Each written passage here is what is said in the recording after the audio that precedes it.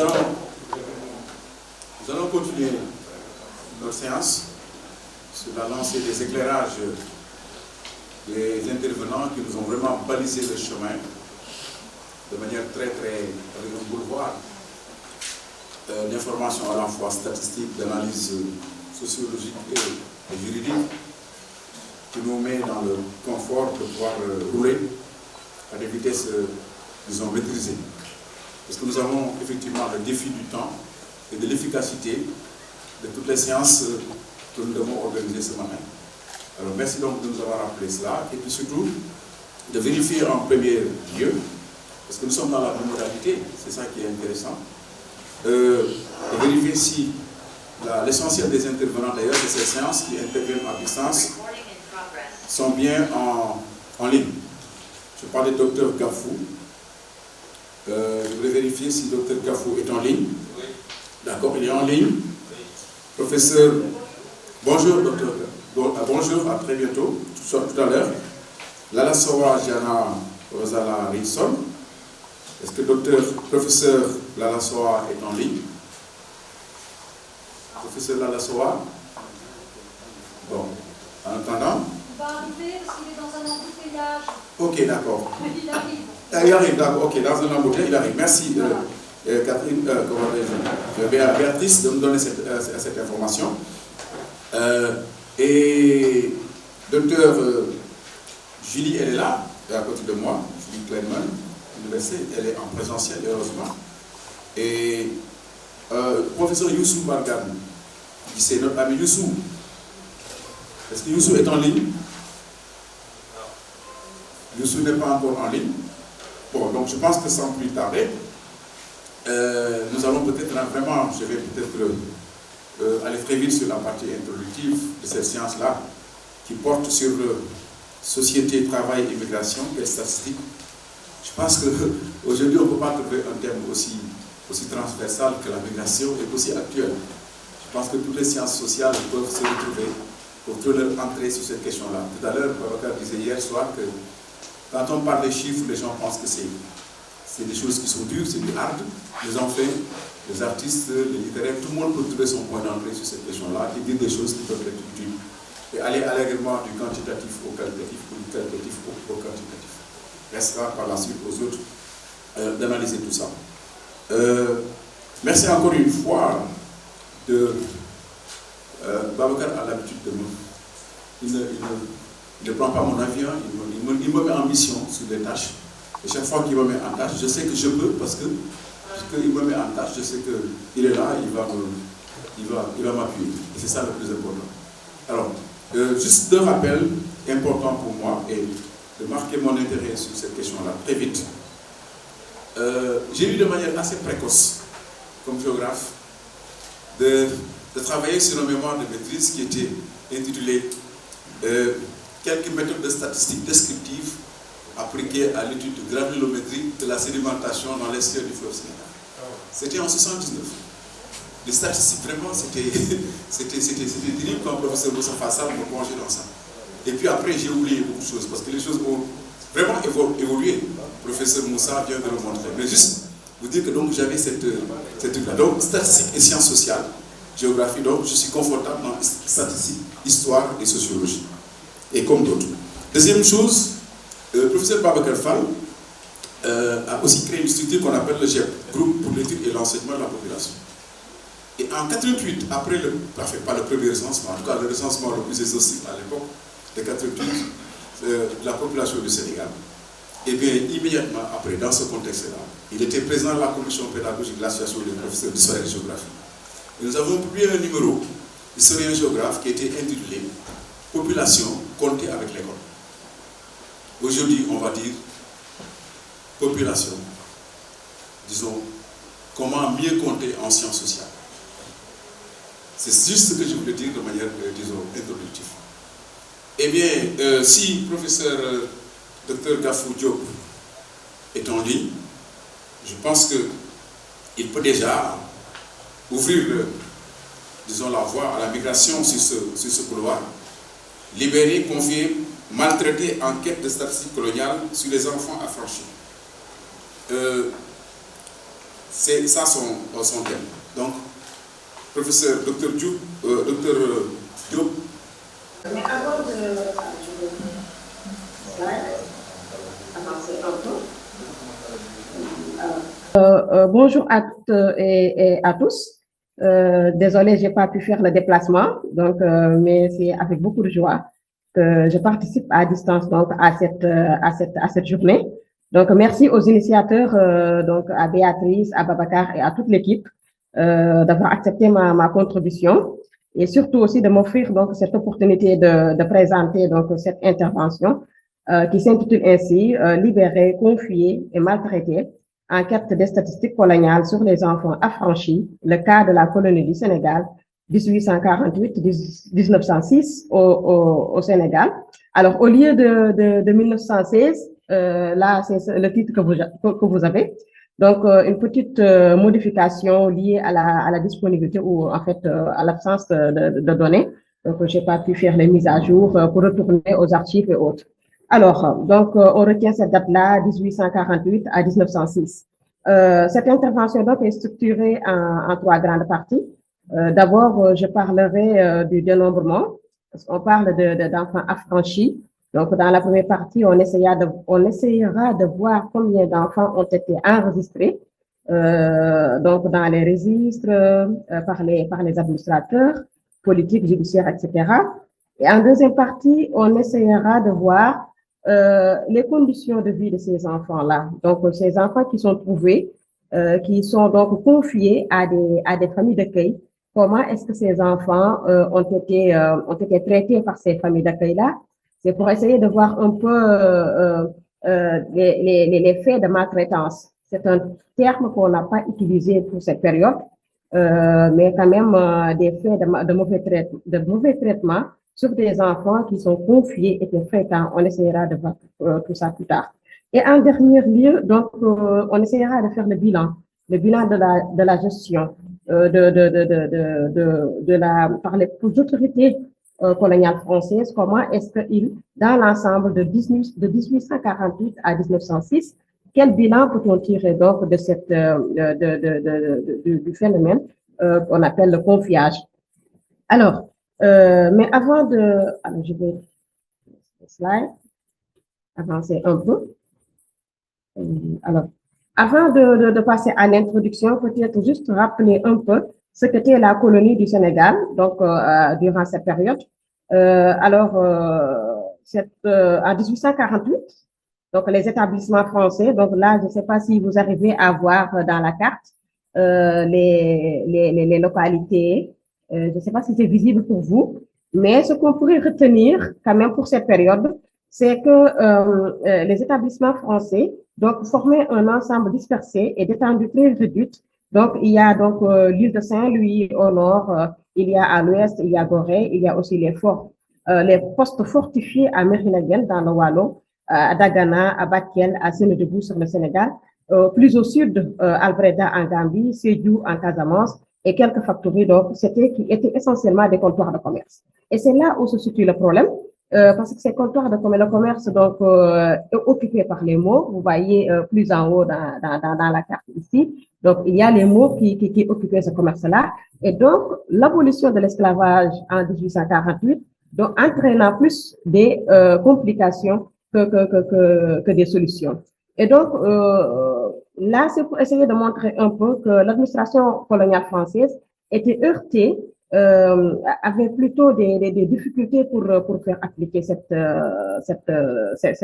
loi, notamment l'article 7. Donc, il y a beaucoup de juristes, notamment l'article intéressant de Badji sur l'application de l'article 27, de l'article 7 plutôt. Badji, qui est un juriste historien, donc qui a montré un peu les hésitations de la France coloniale à faire appliquer la loi. Et donc, presque pratiquement, donc là, pour aborder un peu plutôt, là, il y a quelques extraits même qui le disent. Ici, c'est une correspondance du ministre au gouverneur qui date de 1848. Donc, c'est important parce que là, on parle de 1848 à 1878 où le discours n'a pratiquement pas changé. Donc, ici, le ministre avertit, il dit, ceux qui habitent constamment nos comptoirs, qu'ils ne tiennent pas marché de captifs, on n'introduise pas de nouveau dans nos murs, mais il est de toute nécessité de nous s'occuper des indigènes qui les fréquentent seulement pour le commerce, qu'autant que des actes de barbarie commis sur leurs esclaves nous forceraient à intervenir au nom de l'humanité. Alors donc là, ce qui est intéressant, c'est juste montrer les hésitations de la France durant toute cette période. Donc de 1848 jusque dans les années 1895, avant donc la création de l'AOF, donc la France était, la politique française était fluctuante. Soit donc on libérait donc les fugitifs si les maîtres étaient originaires d'un pays ennemi, ou on ne libérait pas si donc le maître était dans un pays ami. Donc c'est en fonction des relations de la France coloniale, nous avec ses partenaires, disons, que donc les libérations d'esclaves étaient faites. Et qu'en est-il exactement des enfants? C'est là où c'est intéressant parce que quand même, vous m'entendez toujours? Oui. Merci. Alors, donc c'est là où c'est intéressant parce que là, on parle d'esclaves fugitifs, donc c'est des adultes, mais il y a aussi des enfants. Et ces enfants-là sont des enfants qui sont en errance. Donc, ils étaient dans la rue, parce qu'ils n'avaient plus de maître. Eux aussi, ils voulaient être affranchis, parce qu'en 1848, donc, dès que la libération, le décret était promulgué, donc il y avait beaucoup qui avaient quitté leur maître. Donc, ces enfants-là font partie de ce lot. Et très vite, l'administration coloniale était confrontée donc, à la gestion de cette errance-là des enfants qui étaient qualifiés comme des adultes de vagabonds. Alors, comment l'administration française alors a fait? Alors, l'administration française, donc, dès 1849, créé ce qu'on appelle des comités de patronage et qui a avorté dès sa création et remplacé par le conseil de tutelle plutôt, remplacé par le conseil de tutelle qui était confié à d'anciens propriétaires d'esclaves. Le paradoxe donc de la politique française en matière de libération des esclaves. Alors, on reviendra plus tard sur ces institutions-là qui ont pris en charge donc les enfants, mais ce qu'il faut retenir quand même, c'est vers 1880, quand même la politique française en matière de renvoi des esclaves fugitifs, quand même, connaît quelques améliorations.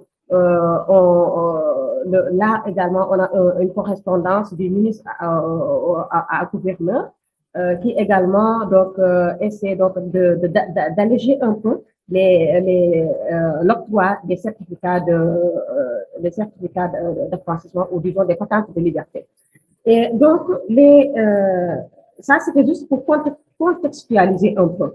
Alors pour ce qui concerne la documentation, les études par rapport à ce sujet-là, on a une étude, on a quelques historiens comme Pasquier, comme Renaud, comme Denis Bouche, qui dès les années 60-70 ont essayé à travers plusieurs thématiques, comme par exemple sur l'émancipation des esclaves, sur les villages de liberté, sur l'abolition de l'esclavage, l'attitude ambiguë de la France, de Renaud, essayer quand même où on note quand même quelques aspects qui concernent les enfants, mais c'est surtout donc François Renaud qui a surtout expliqué un peu comment la France, à travers le comité de patronage et le conflit aux signares, anciennes esclavagistes, et puis à d'autres propriétaires influents dans la ville, comment est-ce que les enfants ont l'errance des enfants a été gérée. Donc pour cette période-là, ces auteurs-là qu'on a, et plus tard du côté du Sénégal, vers les années 80-90, on voit quand même des études qui commencent à se diversifier, surtout avec les travaux de Ousseynou Faye, déjà en 1993, sur la domesticité, sur l'enfermement, et aussi où il parle un titre quand même très évocateur, Servir ou finir les enfants, où il montre comment l'administration française a géré cette couche vulnérable, déshéritée. Il y a également Ibrahim Toubou, Dior Konaté également, qui ont eu à travailler sur ces questions d'enfermement. l'article de Dior Konaté qui relate surtout un cas très intéressant, Léo Liguey. Ça dépasse un peu notre cadre temporel, mais quand même, j'ai voulu quand même le mettre pour montrer un peu l'importance en fait, ce travail qui est très intéressant, ou le cas d'une mineure qui est emprisonnée par les autorités coloniales.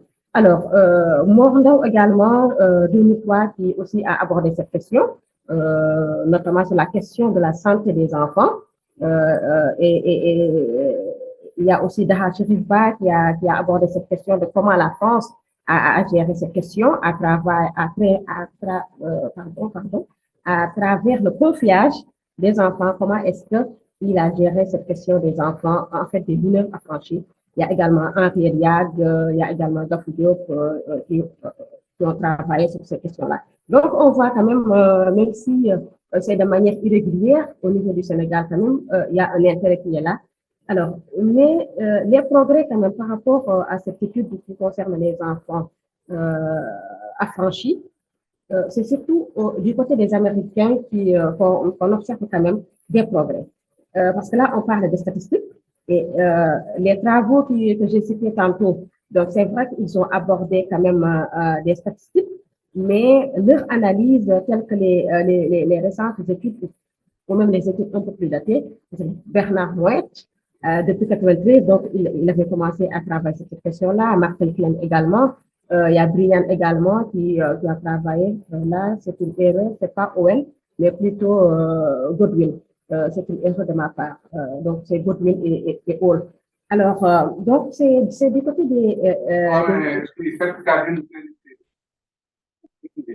c'est du côté des chercheurs américains, donc qu'on essaie d'avoir vraiment un intérêt pour les statistiques qui concernent les enfants. Et donc, tout récemment, en octobre 2023, donc Bernard Noët a publié donc, un ouvrage qui est carrément consacré aux enfants, donc notamment à la tutelle, comment l'administration française a géré donc la tutelle au Sénégal.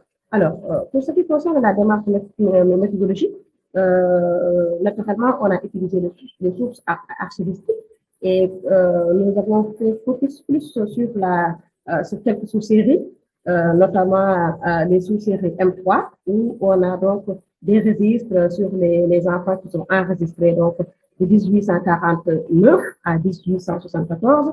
Il y a également la sous-série 1F1, intitulée Mineurs affranchis, donc qui part de 1848 à 1905. Il y a aussi les séries sur la santé. Mais une série que j'ai oublié de mentionner ici dans mon PowerPoint, c'est bien évidemment la série K, qui est relative donc à tout ce qui est esclavage et traite. Donc, bien naturellement, tout chercheur qui travaille sur les questions d'esclavage ne peut pas donc se passer de cette série-là. Alors, cette série-là est diverse. Il y a beaucoup de sous-séries. Donc, dans la bibliographie, donc, c'est plus détaillé là-bas, donc, il faut gagner plus de temps pour avancer un peu. Alors, nous avons également consulté le moniteur du Sénégal, qui commence de 1856 à 1987. Donc, vous comprenez là, qui paraissait tous les mardis. Donc, vous comprenez un peu, donc, le travail important qu'il faut faire, que le chercheur devrait faire pour consulter tous ces journaux-là. Le journal officiel également, 95, 1909. Peut-être je rappelais juste Bernard Mouet, plutôt Martin Klein. Donc, dans son travail en 1998, il s'est beaucoup focalisé sur le moniteur du Sénégal indépendance. Et dans sa récente publication en 2021, il a quand même révisé ces données pour vous montrer un peu les difficultés qu'il a à parcourir tous ces journaux. Alors, pour aller vite, là, je vais attaquer ma première partie qui s'intitule donc ainsi enregistré et confié donc en maths statistiques 1848-1905. Donc, le ton est donné déjà dans l'étude de l'art, donc tout à l'heure dans la présentation, donc c'est historiographie. Donc, on sait que vraiment pour les chercheurs, donc trouver donc des éléments sur les enfants enregistrés et confiés, donc c'est difficile pour plusieurs raisons, parce que les administrateurs qui étaient chargés donc de faire ce travail-là rencontraient d'énormes difficultés. On le sait, les statistiques, ce n'était pas des spécialistes. Et donc, les lacunes sont nombreuses, les inégalités, les omissions, les imprécisions, tout cela. Donc, les qualités donc, laissent à désirer, sans parler même de problèmes d'archivage et de conservation au niveau des archives nationales pour tous les chercheurs qui ont eu à fréquenter, donc, se rendre compte de cela. Alors, il y a aussi les informations qui sont manquantes, les illisibilités dans les colonnes aussi qui sont vides, etc., etc. Donc, le chercheur qui travaille sur ces questions-là de statistiques qui concernent les enfants affranchis durant cette période-là rencontre donc d'énormes difficultés, mais qu'il faut toujours quand même croiser avec d'autres sources. Alors là, je vous présente, je ne sais pas si vous arrivez à voir, c'est pas trop lisible quand même, mais ce tableau renseigne donc donne des éléments vraiment précieux sur la manière dont, personnellement, à l'état actuel, j'ai pas d'informations sur comment les collectes ont été faites. Tout ce qu'on voit, c'est que plusieurs localités, Saint-Louis, Dakar, Richard Toll, etc., etc. En tout cas, il y a beaucoup de rubriques et la date commence de 1849. Je précise bien, donc ça commence de 1849, donc 1848 est omis, volontairement ou involontairement, donc c'est à expliquer, et qui termine en 1904. Mais entre 1849 et 1995, il y a un écart de 47 ans, parce que là, c'est pas du tout renseigné. En plus, on voit clairement dans ce tableau-là qu'il y a beaucoup de cases qui sont vides. Alors, c'est lié à quoi? Peut-être que les administrateurs coloniaux qui étaient dans les chefs-lieux, qui étaient chargés de faire la collecte des données, ils avaient d'autres charges de travail qui n'étaient pas intéressés à le faire. Eh bien, il y avait aussi sur le plan international, parce que la France, vers 1848, en France métropolitaine, donc on observait bien ce qui se passait au Sénégal. Donc, vers 1995 également, avec la conférence de Bruxelles,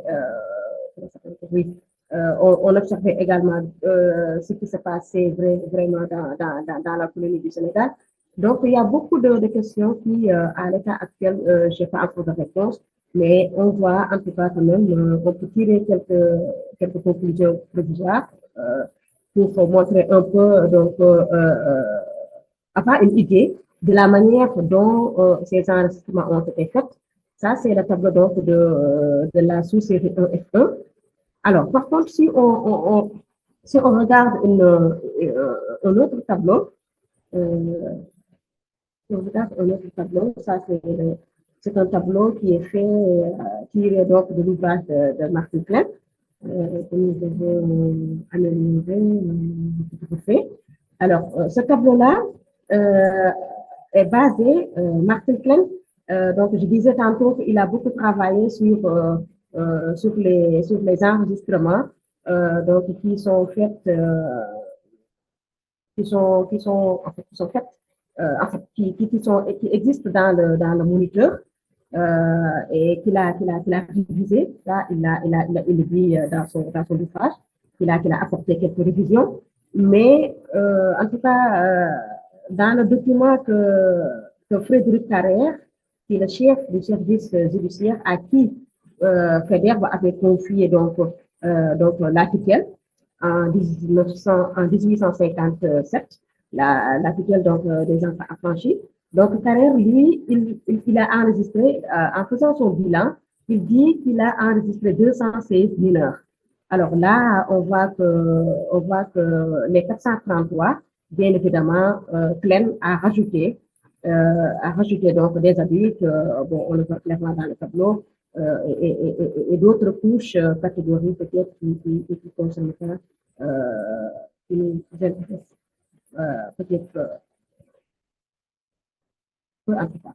Alors, là, c'est un tableau qui est tiré donc de l'article de Goodwill. Donc, ça, c'est une erreur de ma part. Je mettais Goodwill, mais c'est Goodwill et Hall. Un travail vraiment intéressant. Là, j'ai tiré beaucoup de tableaux qui sont extraits donc, de cet article-là. Vous voyez, là, c'est sur la répartition des libérations par sexe. Donc, ce qui veut dire qu'il y a, pour montrer un peu ce que je disais tantôt, les progrès qui sont faits par les chercheurs. Là, le tableau précédent, ça parle des libérations au fil du temps, donc de 1857 à 1903. Là, l'autre tableau, toujours tiré donc de Goodwill, sur la répartition des libérations par sexe. Il y a également un autre tableau sur la répartition par âge, un autre tableau sur les Africains libérés par type de garde. Donc, ça vraiment, c'est les statistiques que l'article donc présente. Là, cette figure-là plutôt, cette figure 5, qui est sur les mineurs non accompagnés. Je reviendrai sur cette petite précision conceptuelle. Parce que Goodwill et Hall, donc, dans leur article, ils parlent plutôt de mineurs non accompagnés. Et là, c'est par sexe, selon le sexe. Donc, pour montrer un peu ce que je disais tantôt, les progrès qui sont faits, parce que là, si avant on n'avait pas toutes ces informations-là, le travail qui est fait par Goodwill et Hall, donc, permet d'avoir tous ces éléments-là qu'on n'arrive pas à avoir. Maintenant, reste à savoir, est-ce que aussi le travail, c'est parce que les données, en plus de l'état critique des sources, de l'indisponibilité des sources et surtout de leur caractère fragmentaire. Ces sources, donc, sont peut-être, on peut nous dire qu'une histoire de l'enfance existe véritablement dans les sources, parce que je citais tantôt une correspondance que moi, dans mes précédentes recherches, je n'ai pas trop fait focus sur les correspondances, les séries B et autres, et même la série H sur la santé, la série sur la police. Donc, c'est des sources qui, vraiment, tout chercheur qui est intéressé par l'apprentissage, donc qui concerne les enfants, devrait exploiter. Mais, je vais revenir un peu sur ces figures-là et ces tableaux qui sont fournis dans l'article de Goodwill et Hall. Peut-être aussi, il faut y aller avec vigilance, mais il faut saluer quand même ce travail remarquable qui est fait. Et une invitation donc à vraiment s'intéresser à ces questions-là pour apporter plus de précision. Alors, donc, pour montrer un peu qu'en 1848, donc, malgré le travail remarquable des membres, des personnes qui étaient chargées du conseil de tutelle, parce que dans le tableau précédent ici, dans le premier tableau, donc de la sous-série de la sous-série 1F1. Alors vous, à votre niveau, vous ne voyez pas ça, mais pour Saint-Louis, en 1949, on a enregistré 35 affranchissements pour les enfants en 1949. Donc, je disais tantôt qu'en 1848, donc, il n'y a pas de données parce que les comités sont créés une année après. Donc, une année après, donc, le conseil a eu à enregistrer 35 enfants et ces 35 enfants étaient confiés donc à des familles d'accueil. Donc, si la famille est confiée, donc, peut-être je vais sur ça. Alors, Saint-Louis aussi retient l'attention pour plusieurs autres raisons. Quand on regarde le tableau, donc 1849 jusqu'en 1904, Saint-Louis a un total de 5000 et quelques. C'est ça qui est ici également. Je n'ai pas gardé ça. Mais en tout cas, Saint-Louis a eu plus de 5000 et quelques d'enregistrements. Alors, suivi de Dakar. Dakar, donc les apprentissements pour Dakar ont commencé très tardivement. Parce que la première année même, en 1848, Dakar n'a pas eu d'enregistrement. Pourtant, le comité le comité de patronage, le conseil de tutelle existait également à Dakar, mais Dakar n'a pas eu d'enregistrement Donc, il a commencé à enregistrer donc, en 1895 jusqu'en 1904. Et là, Dakar, donc, Gorée, donc également Dakar, Gorée ne figure pas dans la liste. Donc, les autres localités également, Dagana, font partie des zones où on a enregistré beaucoup plus d'enregistrements d'enfants. Le centre vers le Cayor, donc l'administration du Cayor, et le sud également la Casamance, vous voyez donc c'est carrément vide, donc il n'y a carrément pas d'enregistrement. Alors, mais en plus de cette difficulté donc de compter ces enfants, il y a une difficulté aussi de définir les enfants. Parce que là, moi, j'ai employé le terme enfant affranchi, ce qu'on rencontre bien souvent également, mais on rencontre aussi d'autres expressions, mineurs affranchis, déjà l'intitulé donc du tableau, mineurs affranchis. On voit également des enfants qui sont rachetés, qui distinguent des enfants achetés, mais pratiquement dans la réalité, c'est tous des enfants esclaves, parce que tous ces enfants-là qui sont confiés, donc étaient des enfants qui faisaient donc les mêmes travaux avant l'abolition de l'esclavage. Donc, les enregistrements, est-ce que ça, pour avoir aussi une idée sur les enregistrements, les lacunes, les tâches vides, les rubriques du tout, tout ça. Donc, il faut essayer de voir un peu si la traite, l'esclavage était véritablement aboli. Donc, on le sait tout à l'heure, à l'entame de mes propos, en montrant donc les extraits qui montrent un peu les extraits donc, des correspondances entre les ministres et les gouverneurs. Donc, on voit que la traite des enfants et le trafic connaissait donc des hausses, donc durant certaines périodes. Donc, ce qui fait que donc, il est difficile pour les chercheurs donc, de mesurer, de voir des idées précises sur cette question. Là, c'est tiré donc du moniteur. Donc, le moniteur, on peut avoir les états nominatifs des enfants affranchis. Là, c'est un extrait, c'est plutôt sur la suppression du conseil de tutelle. Alors, le conseil de tutelle qui a été confié donc à Carrère en 1857, donc, est supprimé donc en 1862. Et donc, comme je disais tantôt, Carrère a fait son bilan, 206 mineurs, peut-être il est content de ça, mais quand même de donner des précisions, de s'expliquer auprès de ses supérieurs. Mais toutefois, on sait que si on regarde notre document, si on regarde par exemple la sous-série M3, là, on se rend compte véritablement que les chiffres fournis par Carrère laissent sont sujets à caution, parce que la série M23, donc, qui finit en 1974, donc, bien vrai que aussi cette série aussi a beaucoup d'imprécisions, montre que véritablement des questions, des interrogations doivent se poser. Alors, pour avancer, alors, donc c'est dans cette condition-là, d'affairement de d'hésitation plutôt de la France coloniale donc à gérer la question des esclaves. C'est dans cette situation-là que se trouvaient également les enfants.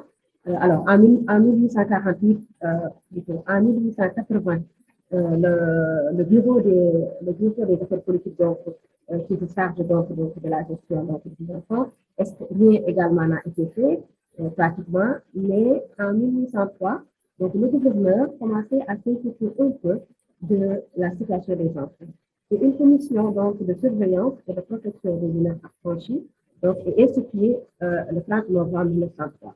Alors, là, c'est intéressant parce qu'on voit que quand même dans le discours du gouverneur, qui était vraiment frustré par la manière dont les enfants étaient traités, parce que les enfants commençaient encore en 1903, je précise encore, comme précédemment en 1848, les enfants également étaient dans la couche.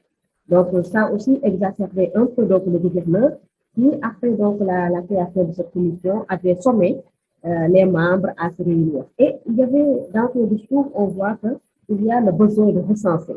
Alors, si pour la première période, 1848-49, donc, il n'y a pas donc, le besoin de recenser les enfants, en 1904, au sein du tabac, il y a ce besoin donc, de recenser, de surveiller et de protéger. Alors, Saint-Louis, parce que Saint-Louis était devenu un marché représentatif, donc ils étaient en errance partout à Saint-Louis. Et la quête de 1904 qui est organisée par Ernest Roux, donc il a confirmé, donc, à travers aussi les réponses des commandants, des chefs de canton et autres, va confirmer véritablement l'existence de l'esclavage en Ouest. Donc des mesures vont être prises donc, en 1905, notamment le décret donc, du 12 décembre 1905 relatif à la répression de la traite des Noirs, etc. Mais malgré tout, on verra, surtout quand on consulte les documents, les séries plutôt de la police, relatifs à la police, où des enfants, beaucoup d'enfants, donc faisaient des plaintes, des dénonciations. On voit véritablement que même jusqu'en 1906, malgré donc cette enquête-là, les résultats de cette enquête, et malgré donc ce décret relatif à la répression, les enfants continuent à être trafiqués. À Saint-Louis, à Gorée, dans principalement toutes les grandes villes coloniales, les enfants continuent à être donc, exploités. Et même la surveillance ne suivait pas, parce que ces enfants-là, là, on enregistre même plus. La commission de surveillance, il n'y a même pas d'enregistrement. Donc, chaque enfant qui errait dans la rue, on pouvait le récupérer, et puis on utilisait un tuteur, et l'enregistrement ne suivait pas. Donc, vous voyez un peu les difficultés donc, pour saisir véritablement donc, tous ces chiffres. Mais c'est surtout, ce qui est intéressant pour cette date en 1906, c'est surtout les faits de mauvais traitement, de négligence, de traitement corporel qui sont omniprésents dans le discours des conflits. L'autre fait également qui est très intéressant, c'est que ces mêmes enfants qui sont confiés vont directement à la police et ils vont dénoncer donc le tuteur de mauvais traitement parce que les tuteurs donc s'engager à prendre en charge ces enfants-là, de faire pas, hein, mais en réalité, donc ces enfants, d'après les dénonciations, les plaintes, donc ces enfants n'étaient véritablement pas pris en charge. Alors, il y a un récit, dans d'autres, hein, il y a beaucoup d'autres cas, là c'est le cas d'Aoudou. Donc, Aoudou était confié à Charles Pellegrin, donc c'est tout des retraités donc à Saint-Louis. Donc, elle avait des problèmes avec la femme de Charles Pellegrin. Madame Pellegrin ne veut pas m'occuper des cheveux, ni rien, et c'est ma tante qui les a coupés. On m'a fait faire ce qui ne me plaît pas, on voulait couper les cheveux, donc j'ai coupé un peu. Alors, tous mes habits que ma tante m'avait donnés, ils les ont pris à cause de la chaîne que j'ai perdue. Et là, c'est moi qui suis le mieux un peu. Et je sais que c'est vous, le père de tout le monde, et le père des esclaves. C'est tout ça que je suis venue pour que vous me donniez le secours et je veux que vous me donniez une autre maison. Alors, vous voyez ce discours, ce propos de Aoudou, malgré toute la sensibilité remplie de sensibilité de monsieur autre, mais malgré tout, donc, le commissaire de police a tout renvoyé, a tout simplement renvoyé Aoudou auprès de sa famille d'accueil, Charles Pellegrin. Et des cas comme ça, il y en a beaucoup. Il y a aussi, il y a Niélé aussi, bon, souvent, c'est des noms, il n'y a pas de prénom. Donc, Niélé aussi, qui s'est lamenté de sa patronne. Il y a aussi Awa Tarawale, donc écrit comme ça, certainement qui venait du Soudan, parce que du Soudan aussi, vers 1993, il y avait 1903, c'est ça. Il y avait les migrations, là on parle d'immigration, il y avait beaucoup d'immigration des esclaves qui venaient du Soudan vers le Bakel vers 1995. Alors, dans le tableau F1, on voit que Bakel ne figure pas, n'a pas d'enregistrement, mais pourtant dans les autres séries, Bakel, il y a eu beaucoup de difficultés entre les services judiciaires, donc les autorités judiciaires et les autorités politiques, Donc, il y a eu beaucoup d'enfants qui venaient à Saint-Louis. Et ces enfants-là qui sont confiés, donc, c'était certainement qu'on n'a pas de prénom, parce que des origines qui sont perdues, etc. Je ne sais pas si le temps, je n'ai pas dépassé mon temps, mais ce que peut-être je pourrais rajouter par rapport à ce récit, parce que ce récit, pour moi, c'est même ce qui était prévu pour moi, c'était juste de me focaliser sur le. Excusez-moi, il faut passer à la conclusion là, parce qu'il y a d'autres communications, je suis désolée. Ok. Alors, donc, pour tout résumer, la dernière partie résume bien ce qui a été bien relaté tantôt. Le fait que ces enfants-là, il n'y a pas eu de suivi. L'autorité coloniale donc, n'a pas bien protégé ces enfants. Et il y a même Brian qui intitule un article, dans un de ses articles, qui s'interroge sur le sentiment d'humanité de la France coloniale. Il y a Dahaba qui parle aussi que les enfants qui sont mis en confiance, donc c'est donc une activité mal assumée. Donc, je peux montrer un comportement donc la France a mal géré cette situation. Donc, en conclusion, ce que je peux dire, c'est que c'est juste le défi aujourd'hui, c'est que les sources ne manquent pas, hein, c'est juste, elles sont fragmentaires, donc éparpillées dans plusieurs séries. Donc, on a longtemps donc fait focus sur les séritas, les sous-séritas, l'esclavage et autres, mais il y a d'autres séries, c'est les rapports de police, les séries donc, qui sont relatives aux correspondances administratives, également les rapports périodiques aussi, les séries relatives à la population, à l'état civil, et pourquoi pas les archives privées. Je sais que c'est un peu compliqué pour les archives privées, mais en tout cas, le défi aujourd'hui reste donc à l'exploitation de ces séries. Alors, j'espère que vous avez bien entendu, parce que là, je suis un peu quand même rapide, mais j'espère que vous avez entendu l'essentiel de mon propos. Voilà, je vous remercie.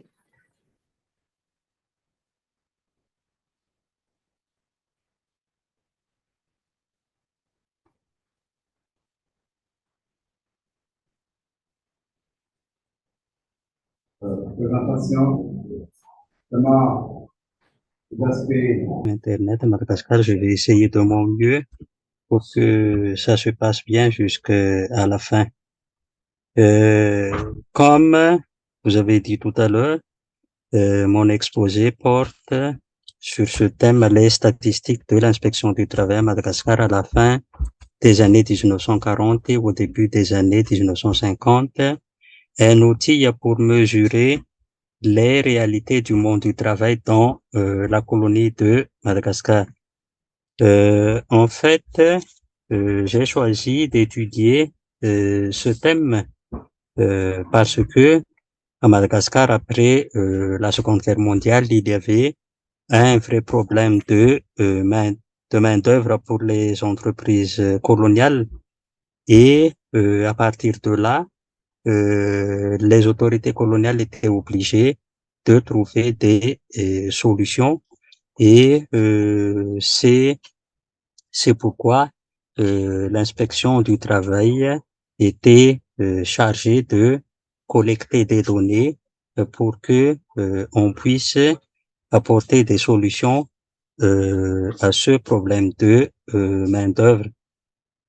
Et donc la période se situe dans cette période de la fin au lendemain de la Seconde Guerre mondiale, après l'insurrection malgache de mars 1947, et puis à la veille de l'adoption du Code de travail des territoires d'outre-mer.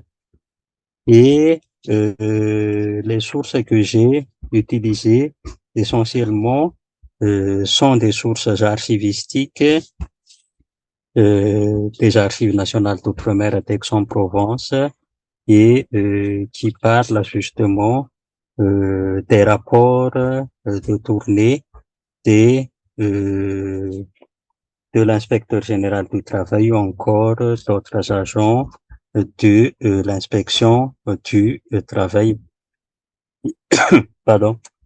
Donc, si on parle de l'inspection du travail pour Madagascar, Donc, ce service existe déjà depuis les années 1920, mais c'est après la Seconde Guerre mondiale que on a réorganisé le travail de ce service. Donc, il y avait un arrêté, l'arrêté du 8 août 1948, qui a fait cette réorganisation des services de l'inspection du travail. Et c'est l'article 3 de cet arrêté qui précise justement la mission de cette inspection du travail, contrôler l'application des dispositions édictées en matière d'organisation du travail et de protection des travailleurs, ainsi que de procéder aux enquêtes prescrites par ces dispositions, puis faciliter par des conseils et des recommandations le développement des rapports suivis entre employeurs et employés, et de poursuivre par la conciliation l'affermissement de la paix sociale, et ou encore apporter aux autorités administratives toutes informations utiles sur l'évolution de la condition des travailleurs et d'une manière générale sur le développement de la situation sociale, ainsi que sur les dispositions édictées dans ce domaine. Et enfin, réunir et coordonner méthodiquement tous les renseignements, documents et statistiques relatifs aux divers problèmes intéressant la condition de la main-d'œuvre et de son emploi.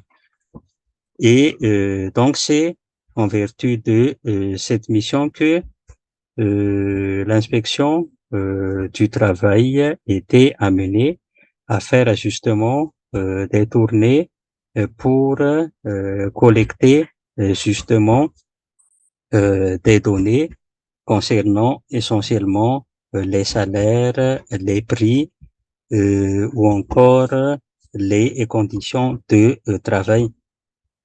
Et en fait, le rôle de l'inspection du travail, c'est de voir si le décret du 7 avril 1938 qui régit le travail autochtone à Madagascar à cette époque-là était bien appliqué par les employeurs.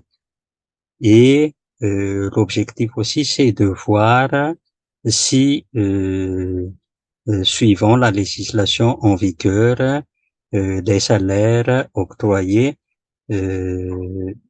sont conformes au taux de salaire minimum qui était octroyé en ce moment-là. Et l'inspecteur général du travail parle par exemple du fait que on a visité différents centres, notamment les centres comme les provinces de Fianarantsoa et de Tananarive, qui sont les principaux centres de production dans le pays, afin de voir justement comment était l'application des dispositions réglementaires en matière d'octroi de salaire. Et justement, ce qu'il a constaté, c'est que les salaires quelquefois ne sont pas à la hauteur des prix sur les marchés. Et donc il cite par exemple le fait que les chiffres fournis par les chefs de district font apparaître une insuffisance de la rémunération des travailleurs non spécialistes, surtout lorsqu'ils sont mariés. Et il poursuit, il est vrai que le salaire minimum fixé en mars 1948 est aujourd'hui nettement dépassé dans la pratique. Et il est courant aussi que l'octroi d'un salaire égal ou supérieur au minimum légal s'accompagne dans la majorité des cas d'une distribution gratuite de riz. Donc là, il évoque le fait que le riz qui est l'aliment de base des Malgaches reste cher et le salaire des travailleurs n'arrive pas dans la plupart des cas à subvenir aux besoins des travailleurs essentiellement. Et ainsi, dans les tournées effectuées par les agents de l'inspection du travail, les fiches de renseignement collectées dans les entreprises visitées montrent toujours cette question de déséquilibre entre les salaires et les prix. Et il y a par exemple les fiches de renseignement qui étaient collectées par une conseillère sociale du travail dans le district d'Antsirabe qui se trouve dans la province de Tananarive au début de l'année 1950. Et en tout, elle a visité 37 entreprises. Et dans ces fiches de renseignement, elle mentionne les catégories de travailleurs, les femmes, les hommes, les enfants, et puis elle mentionne également les salaires, le salaire minimum et puis le salaire maximum, et puis elle mentionne aussi dans les fiches de renseignement qu'elle a établies ce qui concerne l'application de la législation du travail comme l'observation du repos hebdomadaire, l'observation du congé, la question de la maladie essentiellement. Et dans ces divers rapports, ce qu'on constate, c'est que les agents de l'inspection du travail montrent que dans la plupart des cas, on octroie des salaires conformes à la législation en vigueur aux salariés. Et puis, on essaie aussi, on mentionne aussi que la législation du travail comme le repos hebdomadaire, le congé annuel ou encore la question de des soins des travailleurs lorsqu'ils sont malades sont observés par les employeurs. Mais là, ce qu'il faut noter, c'est que l'inspection du travail fait tout pour arrondir les choses, c'est-à-dire pour ne pas trop accuser les employeurs de maltraiter ou bien de maltraiter leurs employés ou bien de ne pas appliquer la législation en vigueur. Donc c'est pourquoi les chiffres avancés avant tout donnent toujours raison en quelque sorte aux employeurs, alors que pour les syndicats de travailleurs par exemple, ce n'est pas du tout la réalité, puisque pour les syndicats, les travailleurs restent toujours sous-payés. Et une des missions de l'inspection du travail, en fait, c'est de relever le montant des salaires et les prix pratiqués sur les marchés. Et concernant cette question des prix, on a essentiellement établi des statistiques à partir de 4 rubriques. Il y a la question de l'alimentation, il y a la question de l'entretien, il y a la question de l'habillement et couchage, il y a la question d'hiver. Et pour l'alimentation, par exemple, on relève les prix des principales denrées alimentaires consommées par les travailleurs comme le riz, la viande, les légumes ou encore le sucre, le sel et autre chose. Et puis pour l'entretien, on parle de bois de chauffage, de charbon de bois, de bougies, de charbon, de pétrole et d'allumettes. Et pour l'habillement et couchage, il y a la couverture, puis il y a le tissu et surtout.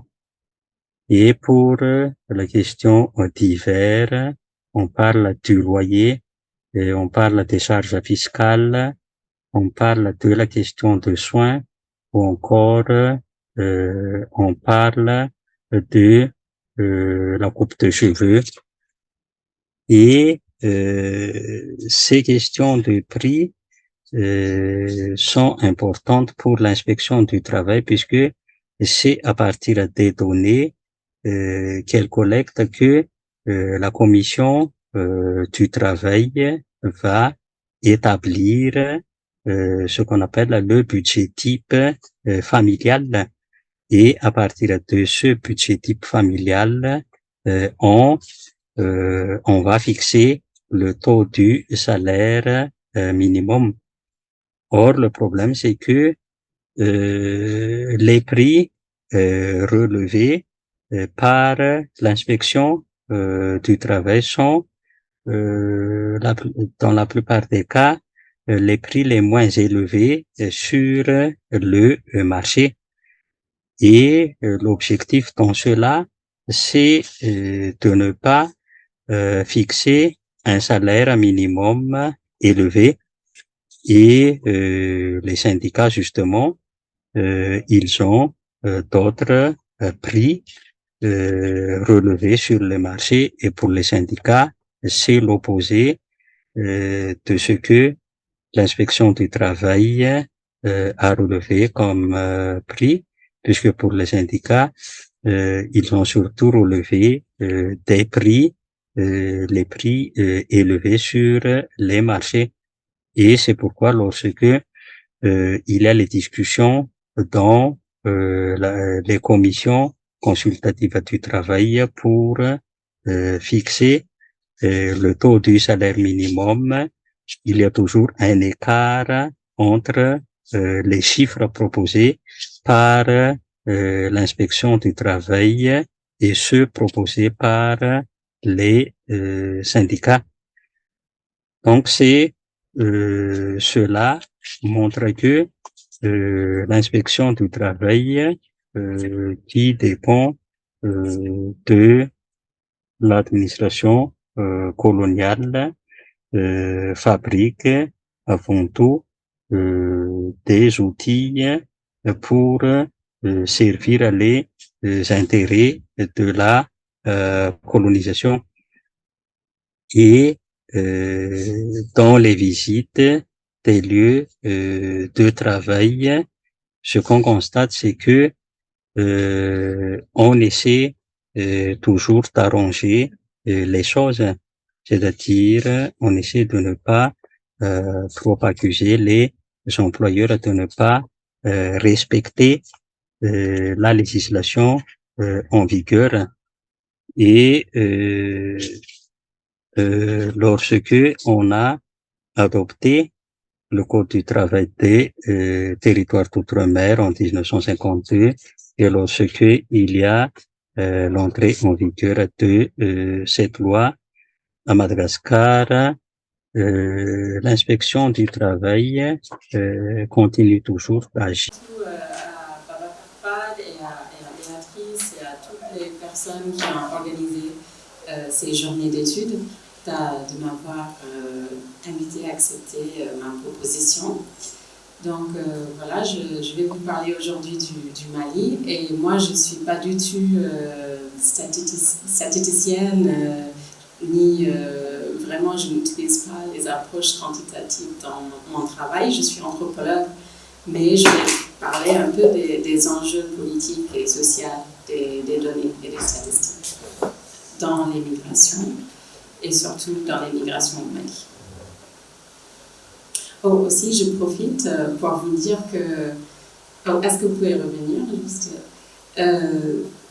je suis ici dans le cadre d'un Fulbright cette année, jusqu'à fin juillet, et j'ai établi un groupe de travail sur les migrations et les mouvements sociaux interdisciplinaires. Donc, si ces sujets vous intéressent, je vous encourage à m'envoyer un mail pour me dire, parce qu'on va bientôt commencer, je pense en janvier, de se réunir et d'établir des projets communs. Donc, vous êtes tous et toutes invités. Merci. Donc, le projet de ce papier, en fait, ça vient d'une observation que j'ai faite lors de mes enquêtes au Mali. Je travaille sur la migration au Mali depuis presque 10 ans maintenant. Et j'ai remarqué que dans les réunions, les séminaires que vous avez sûrement aussi d'habitude ici, qui amènent la société civile et le gouvernement et les chercheurs ensemble, souvent c'était un peu les mêmes questions. Chaque fois, après chaque intervention, on se demandait, mais finalement les statistiques sont où? Il y a combien de migrants qui partent? Il y a combien qui retournent? Il y a combien qui sont qui? Pourquoi on n'a pas des données qui sont vraiment fiables? Pourquoi ces données n'existent pas? Et vraiment, c'était l'appel de tout le monde. Les gens qui travaillent dans les consultations, les chercheurs et aussi la société civile, les acteurs de la société civile. Et les réponses, voilà, ça semblait être insuffisant pour les personnes présentes. Donc, j'essaie un peu de répondre à cette question et à considérer un peu quelles sont les raisons et aussi quels sont les enjeux de ces données-là. Juste pour vous donner une idée de pourquoi c'est difficile, c'est parce que les organismes qui collectent les données sur les migrations au Mali ne collectent pas direct, il n'y a pas vraiment d'études, enfin il y a très peu d'études nationales sur la migration en particulier. Donc les chercheurs en tirent des chiffres de ces principes sources. Il y a le recensement général de la population. Bon, pour 2022, ce n'est pas encore sorti, donc les gens se basent encore des données des années 2011. Il y a une enquête en 2016 qui était... En fait, ces enquêtes, ils procèdent grosso modo en demandant aux gens, aux ménages, mais vous avez combien de gens à l'étranger? Donc voilà, et c'est comme ça qu'ils établissent le nombre de migrants. Plus ou moins, enfin, c'est un peu plus compliqué, mais plus ou moins. Donc, c'était un peu bizarre parce qu'ils ont trouvé qu'il y avait 325 000 Maliens à l'étranger en 2016, alors qu'en 2000, il semblait qu'il y avait au moins 1 million, selon une étude du gouvernement et de la Banque mondiale. Donc, ce chiffre allait pour la plupart des personnes d'être assez sous-estimé, de sous-estimer le nombre des Maliens à l'étranger. Et après, il y a les statistiques souvent citées qui viennent du ministère des Maliens établi à l'extérieur, nouveau nom de notre ministère maintenant, qui disent qu'il y a 4 millions de Maliens à l'extérieur, dont 500 000 en Europe. Bon, la véracité aussi de ces chiffres est souvent contestée par les gens que je rencontre sur le terrain. Je trouve que ça, c'est peut-être une surestimation et il n'y a jamais vraiment une explication de comment ils sont arrivés à ces chiffres. Ils disent, bon, c'est une sorte de collaboration avec les consulats, les ambassades, etc. Mais après aussi avec les associations des Maliens à l'étranger. Bon, c'est pas très clair, mais c'est une chiffre qui est beaucoup citée. Et puis, il y a aussi ce qu'on appelle le RAVEC. Je ne sais pas si vous avez ça ici, mais c'est un système biométrique, en fait, de prendre en compte les personnes, de compter les gens.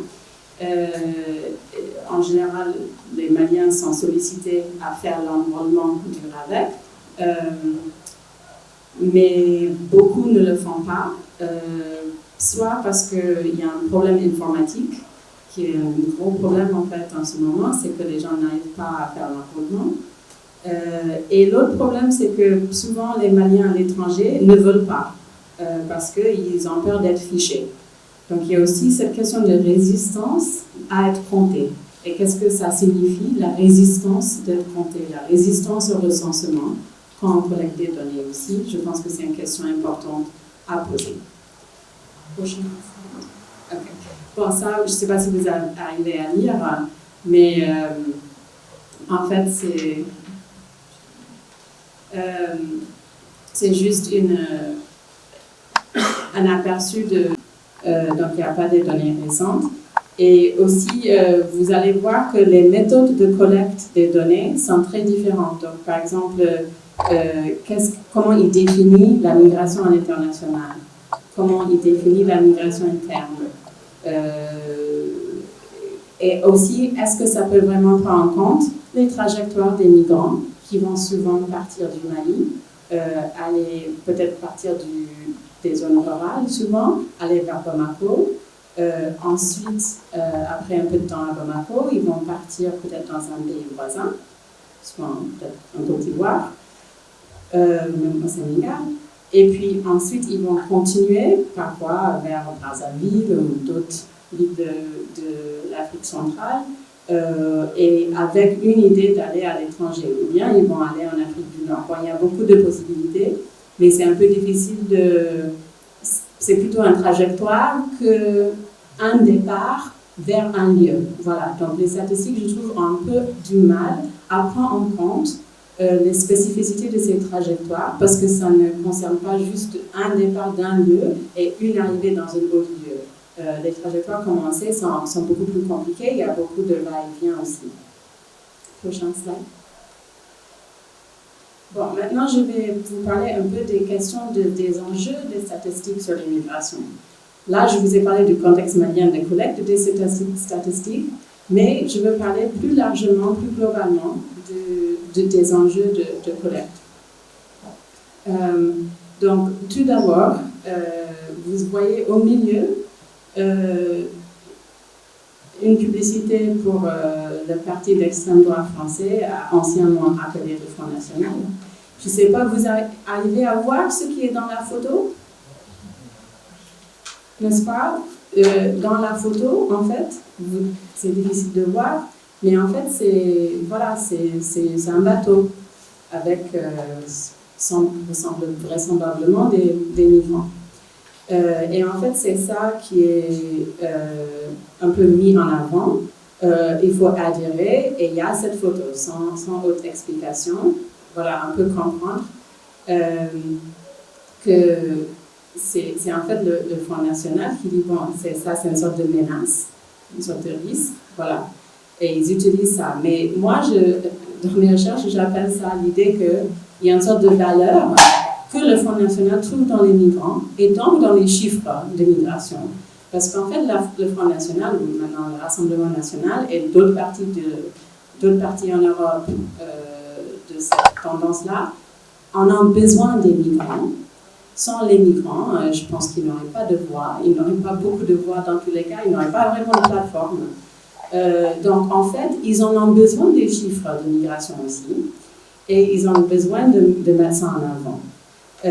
Et en fait, les migrants et les chiffres de migration ont une valeur pour beaucoup de gens, y compris les partis d'extrême droite.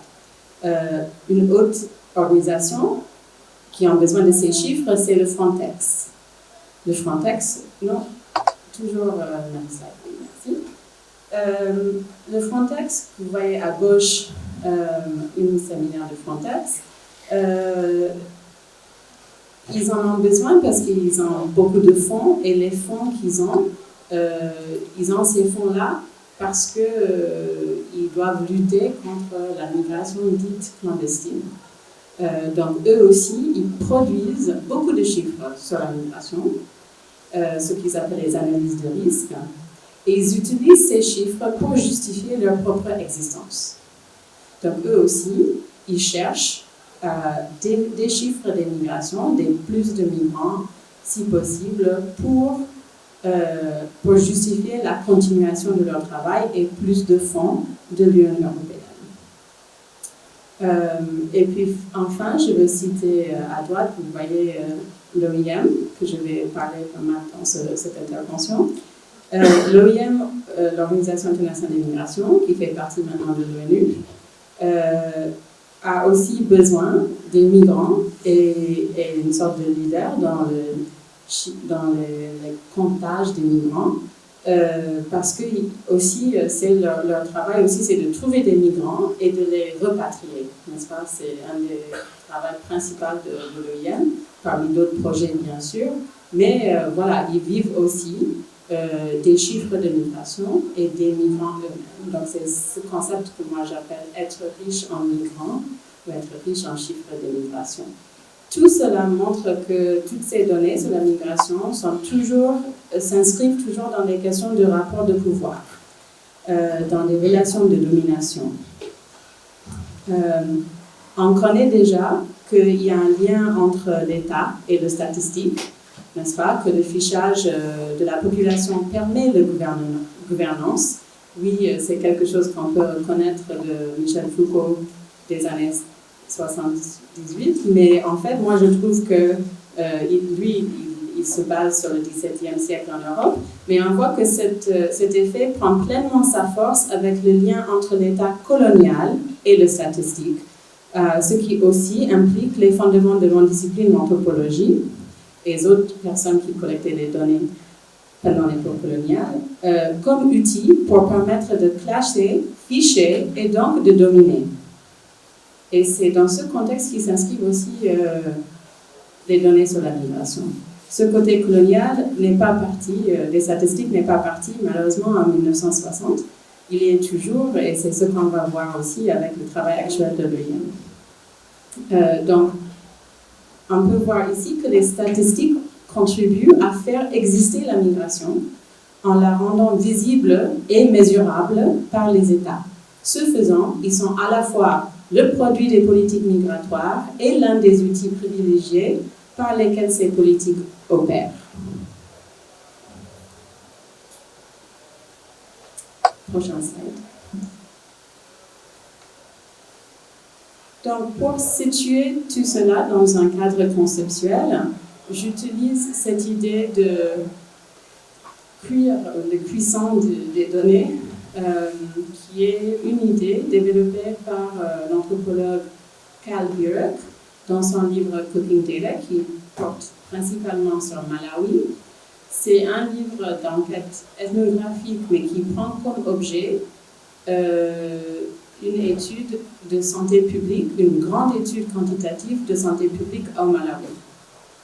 Donc, en fait, ce que Burke montre en prenant comme objet les gens sur le terrain qui collectent les données pour cette étude, elle montre qu'on a souvent cette idée qu'il y a le cru et le cuit quand il s'agit des données, et qu'il y a des données qui sont crues, qui sont pures, qui ne sont pas modifiées, un peu, et qu'on peut entraîner les gens sur le terrain à mieux collecter les données, n'est-ce pas, comme Sofiane nous parlait de ça ce matin.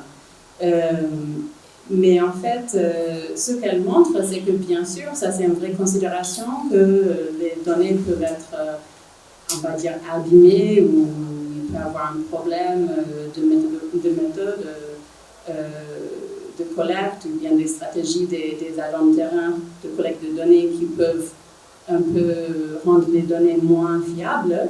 Mais elle montre aussi qu'en fait, toute donnée est cuite. Il n'y a pas de données pures qui est juste là dans la nature qu'on peut prendre et qui est purifiée de toute relation sociale et politique. En fait, tout chiffre reproduit dans les journaux a une histoire de vie. Et c'est notre travail aussi de découvrir l'histoire de vie, de découvrir la biographie et l'histoire de vie de cette donnée.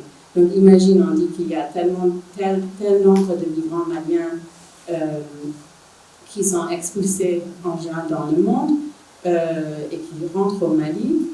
Il faut se demander, en fait, quelles sont les relations sociales et politiques qui ont produit ce chiffre? Quelle est son histoire? Donc, elle montre que, en fait, la production sur le terrain des chiffres et données peut générer des nouvelles formes des relations sociales, aussi dans la production des données, les agents de terrain qui interagissent avec les bailleurs de fonds ou bien avec les chercheurs et tout ce monde de recherche, ce qu'elle appelle African Research World, mais ça ne s'applique pas seulement en Afrique, hein, c'est partout le même. Ces Research Worlds, en fait, ces mondes de recherche, ils produisent des politiques, ils produisent des relations sociales. Et en fait, c'est un peu dans ce concept-là que je situe mon étude. Prochaine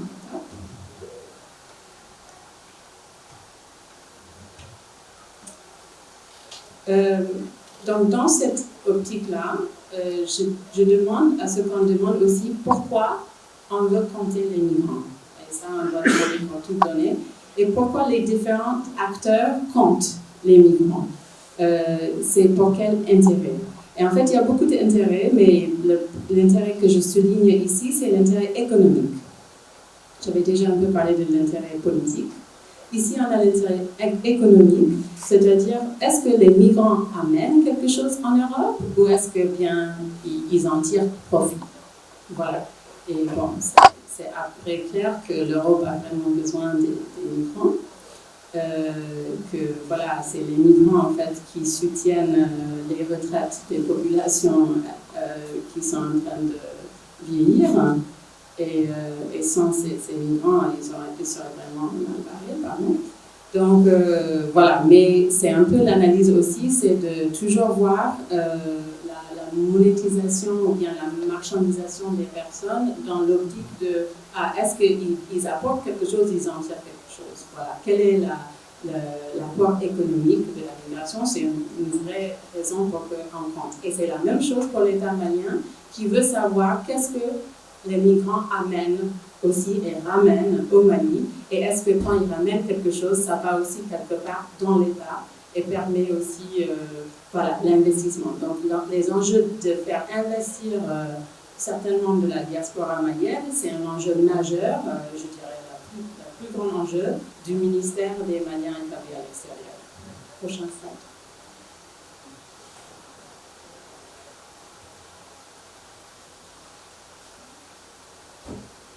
Donc, si on dit pourquoi on compte les migrants, il faut aussi demander dans quels migrants compte. Et là, on voit qu'il y a différents types de catégorisation qui s'émergent dans notre procédure de collecter les données. Donc, d'abord, on voit qu'il y a des migrants réguliers et irréguliers. Et ce sont des catégories qui sont produites et reproduites par le collecte des statistiques là-dessus. Et aussi dans les textes juridiques, bien sûr, et par les médias. Donc, ce sont des catégories, en fait, d'idées que certains migrants seront irréguliers parce qu'ils suivent un parcours de migration non autorisé par les lois de certains États. Après, on a les questions de lieu et destination. Il est beaucoup plus probable qu'on compte les migrants et qu'on cherche à compter et on arrive à compter les migrants les Maliens qui vont en Europe, contrairement aux Maliens qui vont rester en Afrique. Bien qu'on sait très très bien qu'il y a beaucoup plus de Maliens qui vont rester en Afrique, je pense que c'est après presque 90%, qui vont rester en Afrique. Mais il y a beaucoup plus de fonds et d'efforts à compter ceux qui vont aller en Europe pour des raisons politiques. Donc, lieu et destination, ce sont aussi des catégories très importantes. Après, il y a des catégories démographiques. Le genre est quelque chose de très... maintenant, on a un grand accent sur le genre en ce moment. Et je pense qu'aussi, on a du mal, en fait, vraiment à se rendre compte. On parle d'une féminisation de la migration malienne, mais aussi, il y a, dans mes recherches, je trouve qu'il y a beaucoup d'hommes, des jeunes hommes qu'on ne compte pas, qu'on n'arrive pas à compter, parce que les femmes sont moins... c'est moins probable qu'ils migrent de façon non autorisée par la loi. En fait, il y a moins de possibilités. Donc, je trouve aussi qu'on a du mal à comprendre cela. Mais il y a beaucoup de fonds pour des projets qui visent les femmes. Ça, c'est très important à se rendre compte. Donc, il y a une sorte de pression à compter des femmes migrantes. Et ça, c'est une pression sur les projets aussi. et de viser ces populations-là. Enfin, je veux parler d'un projet de compter les morts aux frontières. Les morts aux frontières, c'était d'abord les associations de la société civile, l'Organisation internationale des migrations a repris ce projet en 2013. Ils appelaient ça le Missing Migrant Project. Et l'objectif de ce projet, c'était de fournir des données statistiques sur les décès et les disparitions des migrants. Donc, ce projet consiste dans un site Internet où on peut en temps réel voir le nombre de migrants concernés, leur pays d'origine et pourquoi ils ont la raison pour leur décès. En général, la raison ici, il s'agit de noyade, hypothermie, accident, etc. On peut aussi connaître leur route migratoire. Mais en fait, ce qu'on voit ici, c'est que cet outil de l'OIM répond surtout aux priorités européennes de contrôle de frontières et se focalise vraiment sur ceux qui sont décédés dans la route méditerranéenne.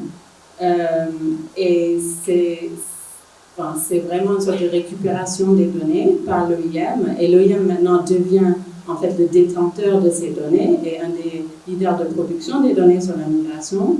Mais pour quelle utilisation? L'OIM est très clair que c'est en fait pour mieux contrôler les frontières, n'est-ce pas, et pour mieux organiser la migration. Mais c'est une organisation internationale et les objectifs de l'OIM sont vraiment assez clairs. Prochaine slide. Donc, si on prend l'OIM au Mali, ils ont une grande présence, ils ont au moins 17 projets en cours en ce moment, et ils parlent de suivi des flux et présence des migrations.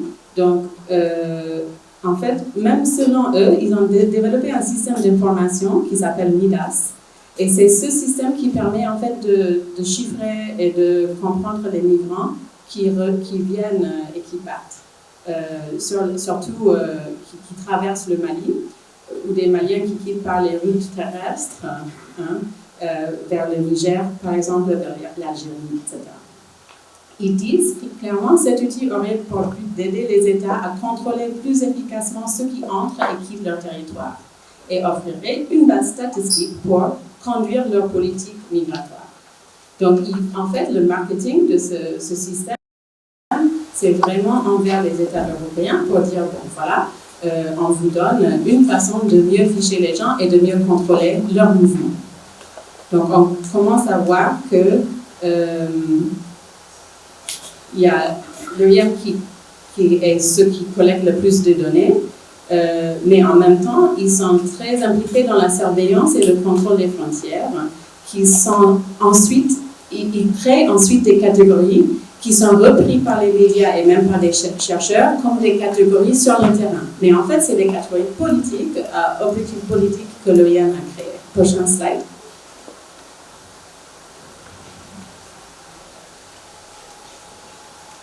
L'autre chose que je veux soulever, et bon, il y a beaucoup d'enjeux, je juste vous donne quelques exemples pour que vous compreniez. C'est cette question d'aide au retour et le retour des migrants et le trafic ou la traite des personnes qui soulève en fait cette question de volonté. On constate que le retour dit volontaire qui mène l'OIM est parmi les choses les plus contestées. Donc ici, vous voyez un extrait d'un article sur les retours, c'était en cette année 2023, de juillet. Ils disent qu'au moins 192 migrants maliens refoulés par l'Algérie ont été rapatriés au Mali par l'OIM avec coopération d'État malien. Selon les chiffres fournis, il y avait plus de 8 000 migrants qui ont été expulsés de cette manière du territoire algérien. Je veux que vous remarquiez les catégories utilisées. On a les catégories de refoulés. Ça veut dire qu'ils ne sont pas arrivés à leur but, ils ont refoulé encore de trajectoire. Il y a la catégorie de rapatriés, qui est une toute autre catégorie, qui implique souvent le retour volontaire. c'est-à-dire les migrants voulaient rentrer au Mali et l'OIM a tout simplement permis qu'ils rentrent. Après, il y a la catégorie d'expulsés. Bon, ça, c'est quelqu'un en général qui subit une procédure légale. Voilà. Et si ce qu'on ne voit pas, mais ce qui apparaît aussi dans cette question de volonté, c'est les personnes trafiquées, les victimes de la traite. Donc ici, en fait, on met en question la question de volonté, parce que beaucoup de gens sont très douteux par rapport à est-ce que ce sont vraiment des migrants de retour volontaire, et qu'en fait, ils ne voulaient pas rentrer, mais l'OIM n'a finalement pas trop donné de choix. Bon, vous êtes en Libye, vous voulez rester dans la prison en Libye, ou bien vous voulez rentrer au Mali. Vous restez ici, vous êtes en prison, ou bien vous voulez rentrer. Vous voulez rentrer, très bien, vous êtes retour volontaire. C'est votre volonté. Donc en fait, voilà, mais c'est cette question de volonté qui est vraiment mise en accent. Mais prenons le cas des personnes trafiquées. Étant donné l'argent mis en place pour étudier et combattre le trafic ou la traite des personnes, il y a une vraie pression de trouver au maximum de possible les personnes victimes de la traite. Donc ça, c'est vraiment une recherche de données et de personnes, de compter le maximum possible des gens, parce qu'il y a beaucoup d'argent qui circule internationalement. Et l'État malien aussi entré dans ce jeu, ils ont vraiment consacré à ça, avec l'OIM, avec le département d'État américain, USAID, avec cet objectif de counter-trafficking. Il y a une pression donc, de ce cas d'enlever la volonté. C'est le contraire. On dit, non, vous ne voulez pas vraiment migrer, vous n'êtes pas migrant, en fait, vous êtes victime de la traite. Vous n'avez pas de volonté. Donc, en fait, d'abord que je souligne l'importance de continuer à soutenir des études qui vont regarder le processus de collection et la production sociale des données. Donc, c'est-à-dire que la production sur le terrain des données, de ce que les scientifiques font, ça devient aussi lui-même un objet scientifique. On voit cette production, ce processus de production, de regarder que chaque donnée qu'on reproduit, qu'on cite ou qu'on crée nous-mêmes avec nos outils, a une histoire de vie politique et sociale, située dans certains objectifs. Qu'on doit aussi analyser les catégories utilisées par les acteurs directement concernés. Dans ce cas, je pense les migrants et leurs familles, et pas seulement de se dire non, c'est nous les chercheurs qui ont l'autorité. Il y a aussi une expertise qui se développe sur le terrain. Et considérer bien sûr aussi la vie, pas seulement avant la publication, mais aussi la vie que nos données peuvent prendre après leur publication. Voilà, donc j'arrête. Merci. Le quatrième et dernier intervenant, notre ami Youssou Mbargane Guissé, qui devait nous être là en présentiel, qui a été empêché à la dernière minute et qui devait également nous envoyer une production. La production est là. Ce que je propose, c'est que cette production suive Statistiques et Développement humain, critique du modèle post-colonial. Et bien, nous allons vous la faire parvenir à tous les participants de l'atelier pour enrichir les éléments d'analyse, ça qui nous permet d'avancer et de réajuster notre plan. Alors, cela dit, je pense que il serait souhaitable d'avoir quelques réactions. Souvent, voilà, on parle d'accord. Voilà. Si on parle de... Je ne pense pas que c'est si récent que ça. Je ne pense pas que ça date. En fait, je pense que les suspicions que les gens dans le gouvernement ont par rapport à ce que l'OIM est en train de faire, ça a commencé plutôt dans les années 2018, quand l'OIM a changé de statut et est devenu partie de l'ONU. Pas seulement parce qu'au Mali, les gens sont un peu douteux de ce que l'ONU est en train de faire, mais aussi parce qu'à ce moment-là, c'est là où on voit vraiment l'OIM mettre en avant les priorités de contrôle de frontières, de déterritorialisation des frontières, comme si c'est un agent qui travaille au service de cette déterritorialisation. Donc si tu parles avec les gens au ministère des Maliens de l'extérieur, les Français par exemple, ils vont dire que pour eux, l'OIM, c'est une organisation qui... certains, je ne veux pas parler pour eux, mais certains vont dire que c'est une organisation quand même qui, dont le but est très vague et très contradictoire. Et ils reconnaissent vraiment, les acteurs du gouvernement reconnaissent cet aspect contradictoire, mais ça c'est depuis longtemps, pas seulement depuis on va dire, les derniers événements qui ont vraiment mis en relief cette contestation.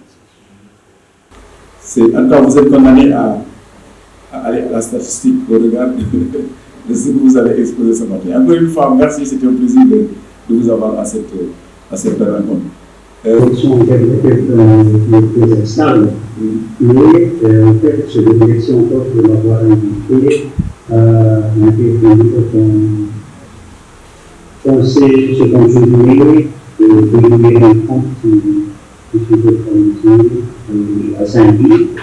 Je pense que c'est une expérience en ce sens-là, puisque ça m'a permis d'exploiter les choses officielles qui parlent des statistiques du travail dans le stade.